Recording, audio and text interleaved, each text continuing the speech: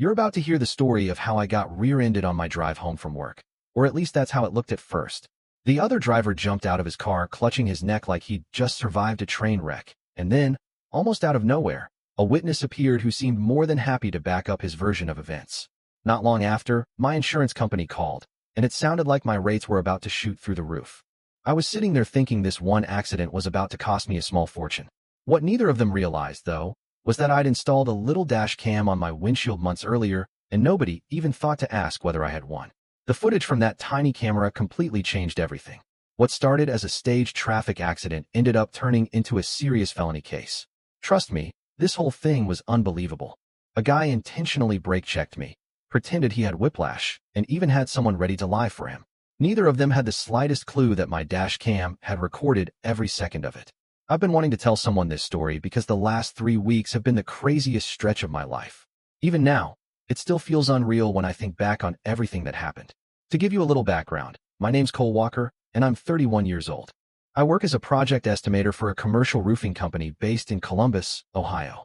If you're not familiar with that job, my days are mostly spent driving from one project to another, inspecting roofs, measuring everything, documenting storm damage, estimating material costs, and putting together bids for potential jobs. It's definitely not glamorous, but it pays well enough, and I've gotten pretty good at what I do. I've been with the company for about 4 years now, and these days I cover most of Central Ohio on my own. Because of that, I spend a huge portion of my workweek behind the wheel. My boss, Scott, is one of the better managers I've ever worked for. He trusts me to handle my territory without constantly checking up on me. And as long as I keep producing good numbers, he pretty much lets me do my job. The rest of the team is solid too. Brandon, our senior estimator, has been with the company for around 12 years and somehow seems to know every building code in Ohio by heart. We also have a couple of newer estimators who mainly work on residential projects while I focus on the commercial side. My work car is a 2019 Honda Accord. It's not flashy, but it's reliable, comfortable, and gets me everywhere I need to go. Last year alone, I put roughly 35,000 miles on it, something my mechanic never lets me forget every time I bring it in for an oil change. One of the smartest decisions I've ever made almost didn't happen. Around 8 months before all this, I finally installed a dash cam. Honestly, I only did it because my buddy Tyler wouldn't stop pestering me about it. I'm not exaggerating when I say he'd been after me forever. At least a couple of nights every week, he'd send me YouTube compilations of crashes, insurance scams, and road rage incidents. Half the time I'd get a notification around 10 at night with some video and a message that said something like, "Dude, you drive 35,000 miles a year and still don't own a dash cam?" For months, I brushed him off. I figured it was unnecessary. I considered myself a careful driver and honestly believed I'd never end up needing one. I almost talked myself out of buying it altogether. The camera actually sat in my online shopping cart for about 2 weeks before I finally ordered it one evening simply because I was bored. It wasn't anything expensive either. I spent about $85 on a basic front-facing camera I found online. It continuously recorded on a loop and saved everything onto a microSD card. Nothing fancy, just something simple that did the job. Tyler came over one Saturday afternoon to help install it. We wired it up near the rearview mirror so it'd automatically power on every time I started the car. The whole project took maybe an hour and a half, and honestly, most of that time was spent arguing over how to route the wiring. Tyler wanted to hide every inch of cable behind the headliner, while I just wanted to finish and call it a day. After that, I hardly gave the camera another thought. It became just another little black box attached to my windshield that blended into the background. Most days I completely forgot it was even there. I never checked the recordings, never reviewed a single clip, and never had any reason to. It quietly recorded every drive while I went about my life. Anyway, this all happened on a Tuesday in the middle of March. I'd spent the afternoon in Delaware, Ohio, inspecting the roof of a strip mall that had taken a beating during a storm the previous weekend. It was a pretty large project with 6 separate commercial membrane roof sections, and each one had its own unique damage that needed to be documented. The inspection ended up taking most of the afternoon. I climbed all over those roofs taking measurements, snapping photos, and documenting everything for the estimate. At one point, I even had to measure one entire section twice because my laser measuring tool kept acting up in the cold weather and giving me numbers that obviously weren't right. By the time I packed everything into my car, it was around 5:15 in the evening, and I was exhausted. I wasn't hurt or anything. I just had that drained feeling after a long workday where all you want to do is head home, heat up something easy for dinner, and spend the rest of the night on the couch. Before leaving, I texted my girlfriend, Megan. I sent her something like, "Leaving Delaware. Long day. Need me to grab anything? She replied that she didn't need anything. So I pointed the car toward the highway and started my usual drive home. I was heading south on Interstate 270, following the same route I drove all the time. Traffic wasn't terrible, but it wasn't exactly light either. Everyone was caught in that typical after-work rush, so cars were moving around 50 to 55 miles per hour in a 65-mile-per-hour zone. I was cruising in the middle lane with a podcast playing, completely settled into that mindless commute mode most people know all too well. That's when I noticed a silver Nissan Altima flying up beside me in the left lane. The driver was weaving aggressively through traffic, darting between cars like he had somewhere incredibly important to be, or like he simply didn't care about anyone else on the road. It immediately caught my attention because we've all seen drivers like that, and my first thought was, hopefully this guy gets way ahead of me. Except he didn't. Instead, he suddenly cut directly into my lane only about 2 car lengths in front of me, without using his turn signal. Then, before I even had time to fully react or lift my foot off the gas, his brake lights lit up bright red. He didn't gently slow down. He absolutely slammed on the brakes, as if something had appeared in front of him out of nowhere. I stomped on my own brakes immediately.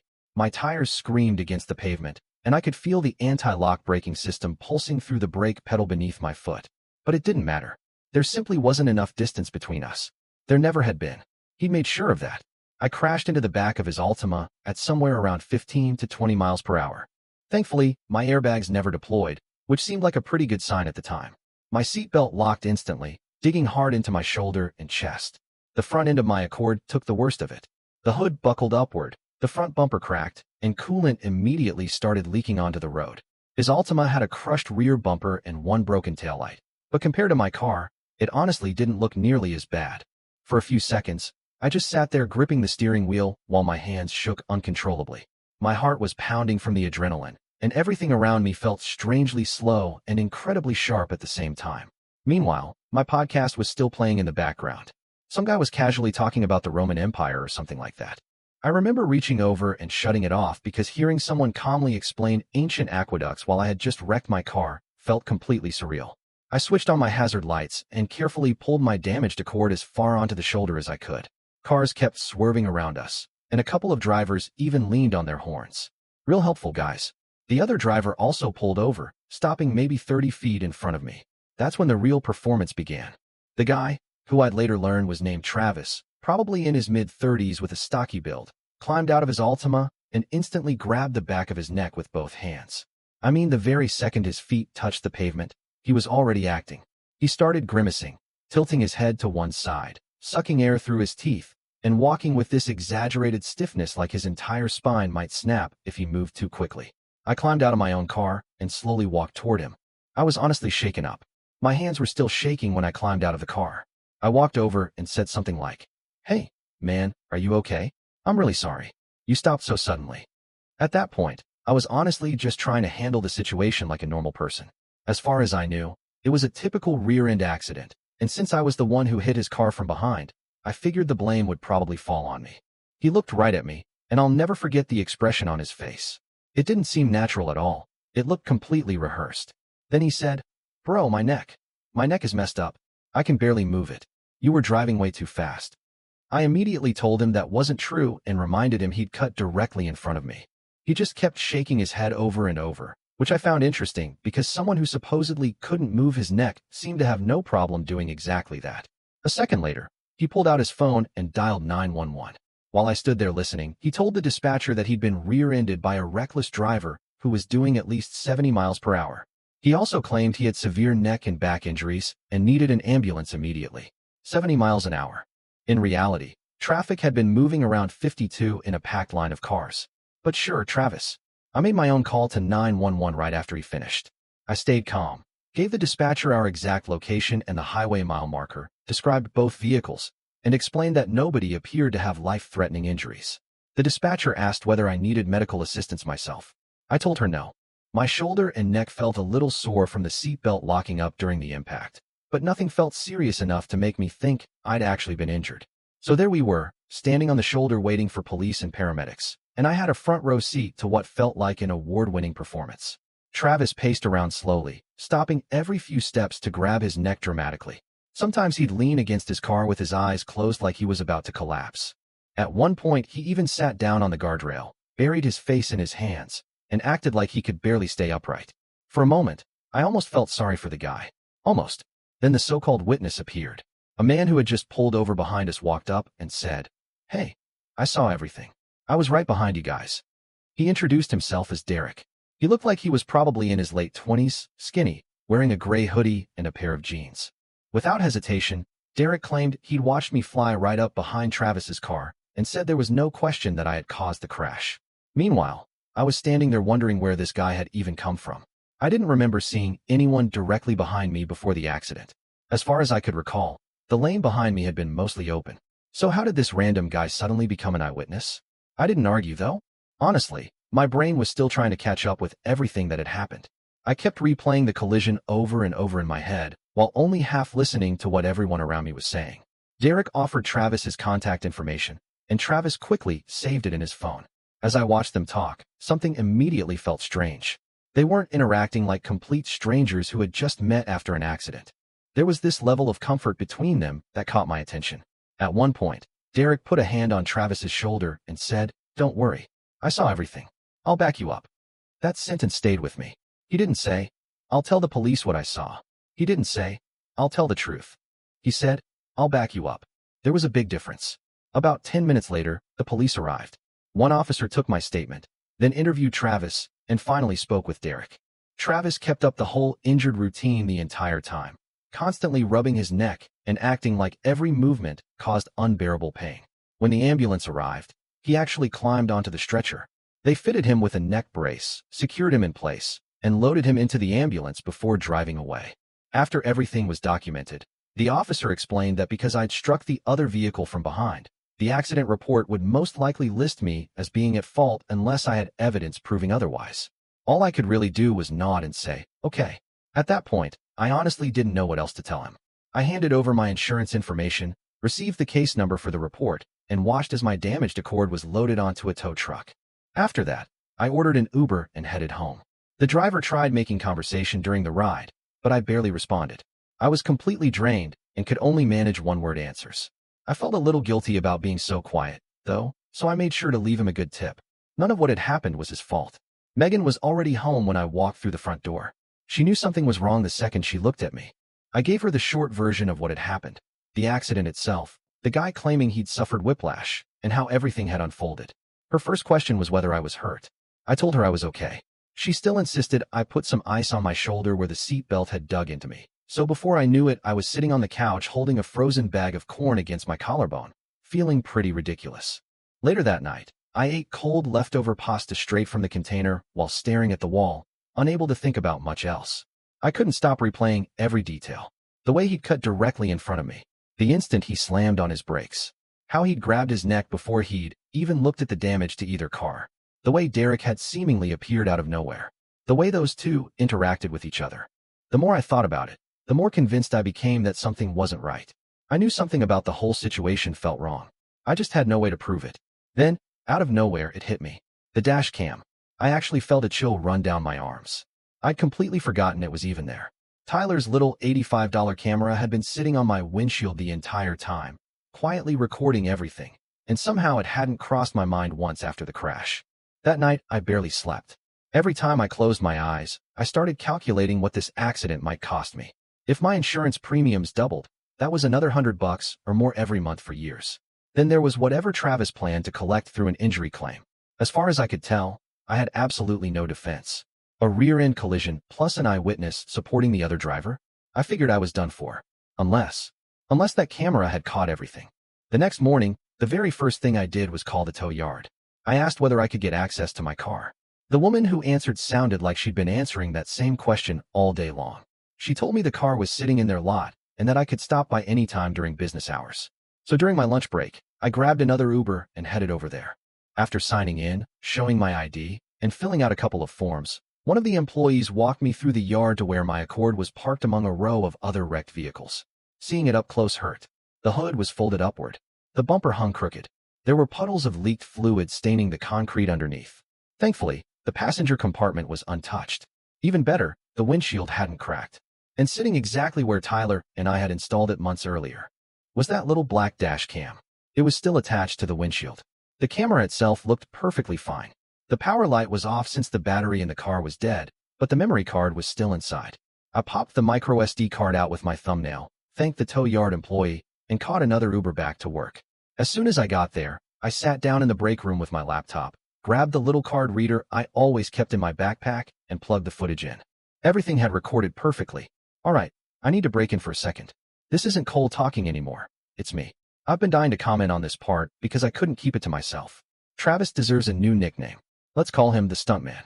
The second he stepped out of that car, he grabbed his neck like he was trying out for an action movie. The impact wasn't even that hard, yet he acted like he'd been flattened by a city bus. Honestly, I've seen soccer players put on more convincing injury performances than that. At least soccer players have the excuse that millions of people are watching them on live television. This guy put on the exact same performance on the shoulder of a highway with one exhausted roofing estimator as his audience. And the neck brace? The stretcher? Somebody ought to hand this guy an acting award. Anyway, let's get to the dash cam footage, because this is where everything changed. I watched the recording 3 separate times from beginning to end, and every time I replayed it, I noticed another detail that made my jaw drop even further. The camera had a pretty wide field of view, so it captured a large section of the highway.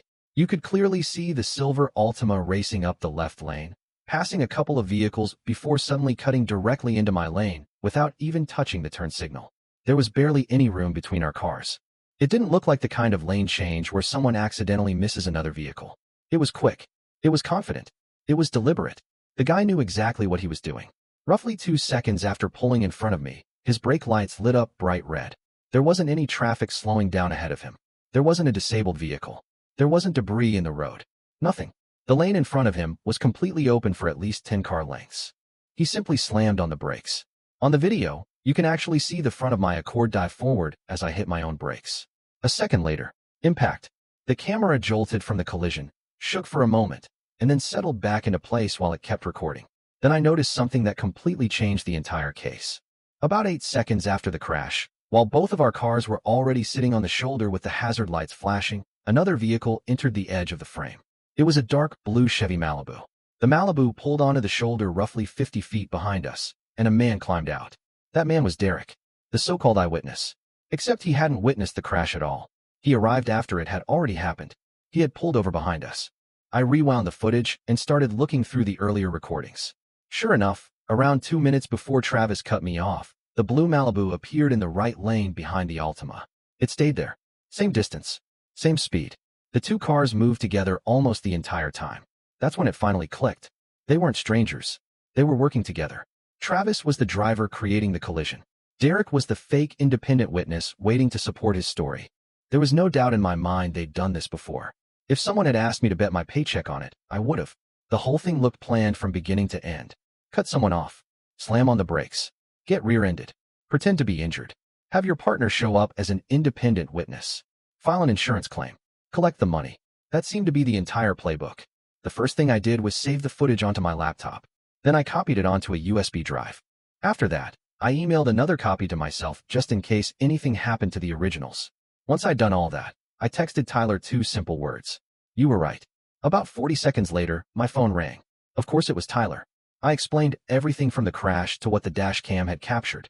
His response was pretty much the same sentence repeated over and over. I told you. I told you. I told you. Honestly, he'd earned that victory lap. I let him enjoy it. After we hung up, I sat there for another 10 minutes just trying to process everything. Part of me was furious that someone had intentionally set me up. Another part was relieved that I'd actually had proof. Mostly, though, I couldn't believe these guys thought they could pull off a scam like this in 2026 without considering that someone might have a dash cam recording the whole thing. I know not every driver has one, but enough people do that you'd think a career scammer would at least glance through the windshield before trying to commit insurance fraud. Alright, let me pause for a second because this part deserves some attention. Derek walked up acting like he was just some random Good Samaritan who happened to witness everything. I saw the whole thing. Really? No, you didn't. You were driving behind your buddy the entire time. You weren't an eyewitness. You were part of the scam. That's like being the getaway driver after a bank robbery and then casually walking into the police station to say, funny story. I happened to see exactly who robbed the bank. The confidence these two had was honestly incredible. Running a 2-person insurance scam in broad daylight on a busy highway takes a special level of nerve. At the same time, it was also one of the dumbest criminal plans I've ever heard of. Did neither of them stop to think there might be cameras everywhere in 2026? Apparently not. Now here's where things really started getting interesting. The following day, actually, wait. No, it was Thursday. I was standing on the roof of a warehouse in Hilliard taking measurements when my phone rang. I climbed back down the ladder and answered the call from inside my rental car. It was my insurance company. The claims adjuster introduced herself as Melissa. She sounded professional, organized, and very matter-of-fact. She explained that Travis had officially submitted his injury claim. According to him, he'd suffered severe whiplash, a neck strain, and a lower back injury. He claimed the ambulance had taken him to the emergency room after the crash and said he already had appointments scheduled with specialists for continued treatment. On top of that, he was asking to be compensated for lost wages. Melissa also informed me that Derek had submitted a witness statement supporting every part of Travis's story. According to Derek, I'd been following too closely. I'd been driving too fast. The accident was entirely my fault. Based on the police report and the witness statement, Melissa explained that my insurance premiums were expected to increase. She couldn't give me an exact amount yet. She only said the increase would be substantial. Then she added something that made my stomach sink. Travis's injury claim could end up being worth somewhere between $30,000 and $50,000, depending on his medical treatment. $50,000 for a crash that he had intentionally caused himself. After the call ended, I sat alone inside that rental car in the parking lot for at least 5 minutes without moving. I kept doing the math over and over in my head. Higher insurance premiums. A possible $50,000 payout. A clean driving record destroyed. I'd been with the same insurance company since I was 22 years old. 9 straight years without a single claim. Now this guy was trying to wipe all of that out because he wanted a payday. Then I remembered something. I smiled. Because sitting safely on my laptop at home was the one thing Travis never planned for. The dashcam footage. I told Melissa I had video of the entire incident. There was complete silence on the other end of the line. Not an awkward silence. A genuine pause. Finally she asked, "Can you send that to me?" I replied, "Just give me your email address, and you'll have it in 5 minutes." That's exactly what I did. I emailed her the complete, unedited recording, beginning roughly 2 minutes before the collision and continuing through everything that happened afterward. That included the moment Derek climbed out of the blue Malibu. Along with the video, I sent a written summary explaining exactly what I had observed. I pointed out the deliberate lane change, the sudden brake check despite an empty road ahead, the so-called witness arriving from a vehicle that had been following Travis. I also mentioned how familiar Travis and Derek seemed with each other at the scene. Roughly 2 hours later, Melissa called me back. This time her tone was completely different. She said something very close to, "Mr. Walker, we're going to be referring this matter to our Special Investigations Unit. The evidence you've provided is significant." Significant. That was the exact word she used. I'll admit, I like hearing that. All right, stop for a second and appreciate how ridiculous this whole situation really was. There I was sitting at home the night before, eating cold leftover pasta, and convincing myself my insurance bill was about to explode because of a guy who drove like he was competing in a demolition derby and acted like he'd landed the lead role in a daytime soap opera. Meanwhile, an $85 dash cam had quietly recorded every lie. Travis was trying to build a $50,000 insurance claim. And the entire thing got blown apart by a tiny camera that cost less than a decent pair of running shoes. Imagine trying to scam someone out of 50 grand only to get beaten by a gadget someone could buy during their lunch break. Take a second to appreciate that. Because what happened next was even better. Over the next week and a half, everything started moving much faster than I expected. The insurance company's Special Investigations Unit, which, honestly, I didn't even know existed before all this, officially opened an investigation. The first thing they did was review the dash cam footage in detail. The investigators didn't stop with the video. They dug into Travis's insurance history, and that's when things got really interesting. I didn't hear this from Melissa, though. I learned it later from the detective handling the case. It turned out this wasn't Travis's first insurance scam. Not even close. Over the previous 4 years, he'd filed 3 separate injury claims. 3. Every single one involved a rear-end collision. Every single one conveniently included a witness who backed up his story.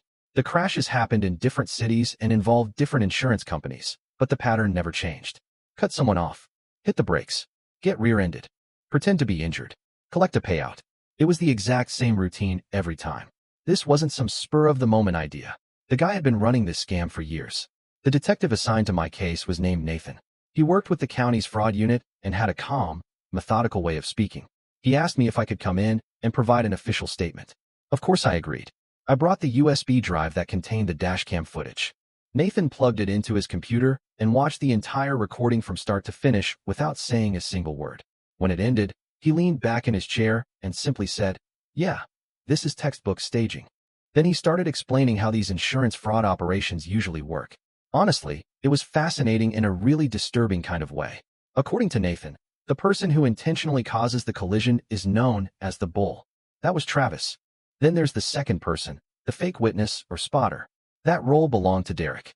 Sometimes, Nathan explained, there's even a third person involved. That individual, often called a runner, approaches the victim afterward and recommends a particular attorney or medical clinic that's secretly connected to the scam. In some cases, there's even a fourth participant, a dishonest doctor willing to create exaggerated or completely fabricated medical reports to justify the injury claim. At that point, investigators hadn't connected Travis to any specific medical provider, but they were actively looking into it. The more Nathan explained everything, the more I realized this wasn't just two random guys trying to make a quick buck. It was organized. It was planned. And apparently, it happened far more often than I'd ever imagined. Nathan told me their unit had been tracking a pattern of staged crashes throughout the metro area for quite a while. The problem was that every previous case came down to one driver's word against another's. Without video or some kind of solid evidence showing coordination, proving fraud was almost impossible. Then he looked at me and said something I honestly wasn't expecting. According to him, my dashcam recording was the clearest piece of evidence they'd collected in the previous 18 months. I wasn't sure whether I should feel proud or disturbed that this type of crime happened often enough for investigators to spend a year and a half trying to build a case. About a week after meeting with Nathan, my phone rang again. This time he actually sounded excited. As excited as a fraud detective probably ever gets. He told me they had officially moved forward with the case. Both Travis and Derek had been arrested. Travis was facing charges that included insurance fraud, filing a false police report, and reckless driving. Derek was charged with insurance fraud, conspiracy, and providing a false statement to investigators. That wasn't even the biggest surprise. The detectives had searched Travis's phone. They found text messages between Travis and Derek discussing the entire setup before the crash ever happened. Messages like, "I'll stay in the right lane. You follow behind in the Malibu." And another one that honestly made me laugh because it was so ridiculous. Remember, neck and back, not head. Seriously, they had actually texted each other which injuries they were supposed to fake. Neck and back, not head. I couldn't have invented something that absurd if I'd tried. Alright, I need to interrupt again because this part is unbelievable. Did you catch that? Remember, neck and back, not head. These guys literally had stage directions. It was like they were rehearsing a play before walking onto the highway. Okay, Derek, you take the sympathetic witness role. I'll handle the fake neck injury. The whole thing sounds like an episode of a crime drama. Except instead of criminal masterminds, you've got two guys sitting in a Nissan Altima and a Chevy Malibu texting each other reminders not to forget which body parts they're pretending to injure. Meanwhile, I'm just driving home from work with an $85 dash cam that accidentally destroys their entire operation. And Tyler, the friend who spent months nagging me to buy that camera? That man deserves a steak dinner, a trophy, and probably his own holiday. Alright, let's wrap this up. Here's where everything stands now, roughly 3 weeks after the accident. Travis's injury claim was completely denied. No settlement. No payout. Nothing.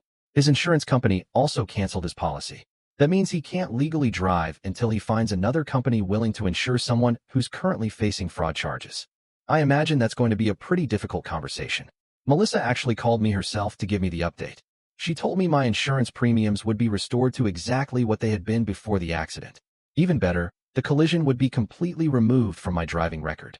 Just like that, my 9 years of clean driving history were officially restored. Melissa sounded genuinely happy for me. She even mentioned that during her 15 years working insurance claims, she'd never seen dashcam footage that proved a staged collision this clearly.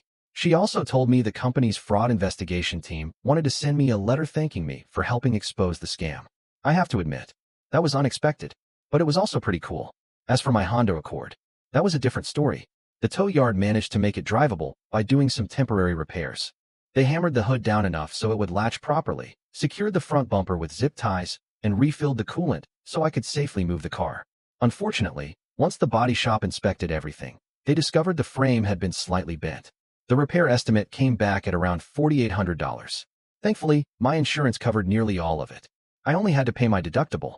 Melissa also explained that the company planned to pursue Travis through subrogation to recover the repair costs along with my deductible. So with a little luck, I'll eventually get that money back too. As for Tyler, he's still enjoying every second of this. Every time we get together, he flashes the biggest grin you've ever seen and says the exact same thing.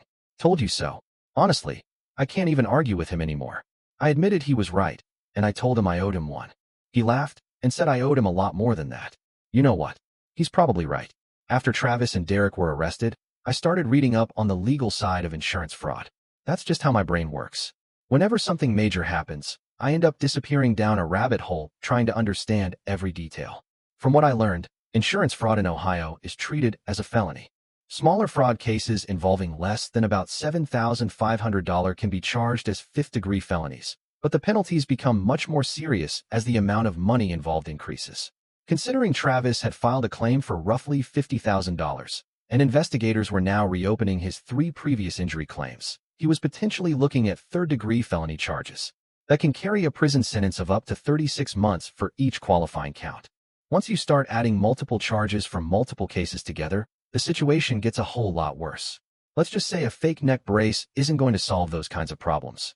Derek wasn't exactly in a great position either. Because of his role in planning and supporting the scheme, he was facing conspiracy-related charges along with insurance fraud. Honestly, those text messages they exchanged before the crash practically handed prosecutors everything they needed. If you're going to organize a fraud scheme, maybe don't write out the entire plan on the same phone you're eventually going to hand over to the police. Just a suggestion. The thing that still sticks with me, though, is how incredibly close they came to pulling it off. If I hadn't installed that dash cam, if Tyler hadn't spent months annoying me until I finally bought it, I'd probably be sitting here with sky-high insurance premiums, a $50,000 injury claim hanging over my head, and absolutely no evidence to prove the whole thing had been staged. Travis would have collected his money. Derek would have walked away without anyone questioning him. Then they probably would have picked another driver and repeated the exact same scam a few weeks later. That's honestly the part that makes me the angriest. It's not that they targeted me. It's knowing they almost certainly targeted plenty of other innocent people before me. Regular people driving home after work. People who tried to do the right thing after an accident. People who ended up paying higher insurance rates for years because they had no way to prove they'd been set up. Maybe it was a single mom already struggling to pay bills. Maybe it was a retired guy living on a fixed income. Whoever they were, they probably spent years paying more because Travis wanted another insurance payout. When I think about that, it still bothers me. After everything that happened, I decided not to take any chances. Just last week, I installed a second dash cam facing out the rear window. Naturally, Tyler picked that one too. It cost about $120. He proudly called it an investment in justice. Honestly, that's probably the corniest thing I've ever heard him say. But after everything that happened, I let him have that one. There's still one loose end, though. I never found out exactly what happened with the blue Malibu. According to Detective Nathan, the car was registered to Derek's girlfriend. She claimed she had no idea what the car had been used for. Whether that's actually true or not, I honestly couldn't tell you. It still feels like somebody knows more than they've admitted. Megan says I bring this story up way too often. She's probably right. But it's hard not to replay something like this in your head when you know how differently it could have ended. One simple decision. Buying an inexpensive dash cam because my friend wouldn't stop sending me crash videos. Completely changed the outcome.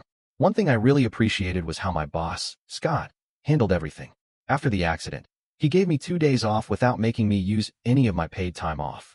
That meant a lot. Later, when I told him the full story, from the staged crash to the arrests, he just sat there shaking his head.